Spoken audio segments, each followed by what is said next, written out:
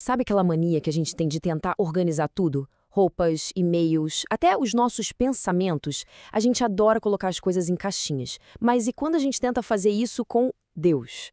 Pois é, o filósofo lá da Idade Média, Tomás de Aquino, chegou com uma ideia que era assim super radical. Deus não cabe em nenhuma categoria. Nenhuma mesmo. Nem na categoria de ser. Se isso parece um nó na cabeça, ótimo. É aí que a coisa começa a ficar interessante de verdade. É um fato. O cérebro humano é uma verdadeira máquina de categorizar. Desde que a gente se entende por gente, a gente está classificando tudo. Isso é animal, isso é planta, isso é quente, isso é frio. É o nosso jeito de dar um mínimo de sentido para o caos que é o mundo. É um instinto, né? Quase uma questão de sobrevivência para entender onde a gente está pisando. Então a pergunta é meio que inevitável. Se a gente classifica tudo, qual é a categoria de Deus? Em que gaveta do nosso arquivo mental a gente coloca ele? A resposta que vem primeiro à cabeça parece óbvia. Na gaveta maior, na mais importante de todas. Mas como a gente vai ver, a questão é bem mais cabeluda. Essa ideia de ter um gabinete de arquivos para organizar a realidade inteira não é nova, não. Ela vem lá da filosofia antiga, principalmente de Aristóteles. Ele foi um dos primeiros a tentar, sabe, mapear a estrutura de tudo que existe. O esquema básico era mais ou menos esse. A realidade se divide em duas coisas: substâncias, que são as coisas que existem por conta própria, tipo uma pessoa ou uma árvore, e os acidentes, que são as qualidades dessas coisas, tipo a altura da pessoa ou a cor da árvore. E aí, a lógica mandaria a gente colocar Deus lá no topo, como uma substância suprema, o item mais top do inventário do universo. Faz todo sentido, não é mesmo? Mas aí, lá pelo século XIII, surge esse pensador, Tomás de Aquino. E ele faz uma pergunta que simplesmente vira essa lógica de ponta cabeça. Para ele, essa ideia de Deus ser só o maior item da lista não fechava a conta. E aqui está a pergunta, direto do latim. Utrum Deus sit in algum gênero. O que quer dizer? Deus está em algum gênero ou Deus pertence a alguma categoria? Gente, isso era muito radical para a época. Questionar se Deus podia ser classificado era quase como perguntar se o próprio ato de existir podia ser colocado numa caixa. Isso mexia com a base de tudo. E a resposta do Aquino foi um sonoro não. E ele não só fez a pergunta não, ele trouxe 3 argumentos bem fortes para mostrar que Deus transcende, que ele está além de qualquer categoria que a gente possa sequer imaginar. Vamos dar uma olhada nessas 3 provas? Bom, o nosso roteiro é este aqui. Primeiro, essa ideia de que em Deus a essência e a existência são uma coisa só. Segundo, o conceito de atualidade pura. E terceiro, porque o próprio ser não pode ser encaixotado. Bora lá. Então vamos para o primeiro argumento. Pensa assim, para qualquer coisa que existe no mundo, a gente consegue separar o que ela é, a sua planta baixa, a sua essência, do fato de que ela existe de verdade. A planta de uma casa não é a casa construída, mas o Aquino diz que com Deus a história é outra. Nele, a planta baixa e o prédio são a mesma e única coisa. A sua essência é o seu existir. E isso leva a gente para essa frase famosa que o Aquino usa para falar de Deus. Ipsum esse subsistens. Traduzindo livremente, seria o próprio ato de existir que subsiste. Repara que ele não diz que Deus tem existência, como se fosse uma posse. Ele diz que Deus é o próprio ato de existir. É a identidade dele, não só uma característica.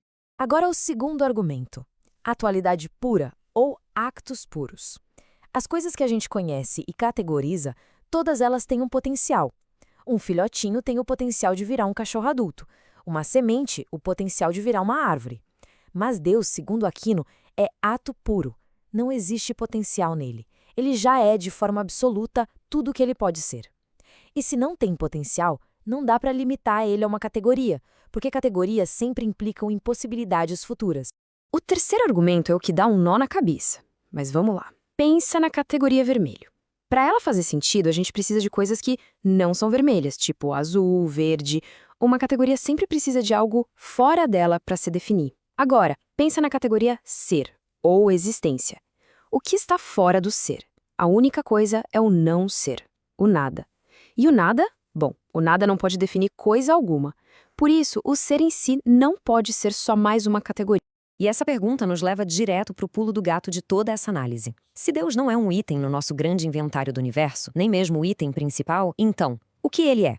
A resposta de Tomás de Aquino está numa distinção que é crucial: a diferença entre ser uma parte de um conjunto e ser o princípio que faz o conjunto inteiro ser possível. Ele não é uma peça do quebra-cabeça, ele é a própria regra do jogo. Para entender isso, tem uma analogia da geometria que é simplesmente genial. Pensa num ponto. Um ponto é o princípio de uma linha, certo? Sem pontos não existe linha. Só que o ponto em si não é um tipo de linha. Ele não tem comprimento, não tem dimensão. O ponto e a linha pertencem a ordens de realidade diferentes, mesmo um sendo a origem do outro. E aqui a gente fecha o raciocínio. Deus não é o maior ser que existe no universo.